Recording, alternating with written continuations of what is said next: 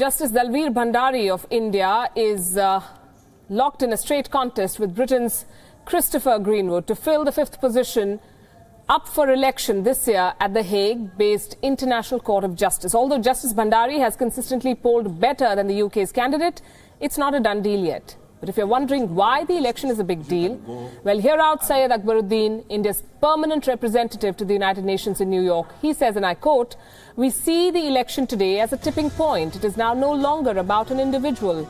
It is also no longer about the representative or a nominee of a country.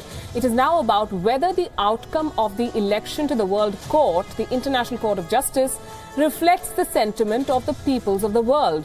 The only gauge of that is that the General Assembly of the United Nations." Akbaruddin does not stop there. He goes on to say, and I quote again, "We have a choice of either acknowledging the spirit of our times and ending this process honorably or trying to stem the democratic drift of inclusivism. The choice we now have is about what shape do we want to give to the future direction of multilateralism, universalism, or emphasis on opposition by a few.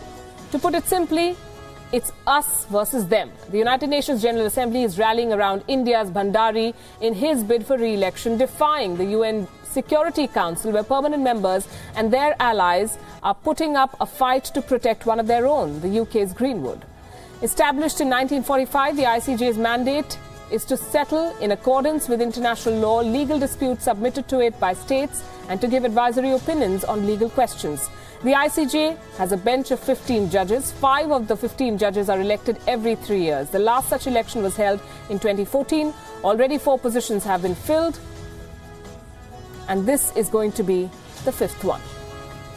Sitting Judge Bhandari had lost the Asia-Pacific seat to Lebanon's Nawaf Salam when the election was held on 9th November to elect 5 judges to the ICJ. 4 candidates who got the required majorities in both the UN Security Council and the UN General Assembly were declared elected. Bhandari and Greenwood could get majorities in only one of the chambers. Akbaruddin says momentum is on India's side. Bhandari last polled 121 votes in the UN General Assembly, 53 more than the UK's Greenwood. But Greenwood enjoys 9 out of the 15 votes in the UN Security Council. For now, the world waits with bated breath for the election result.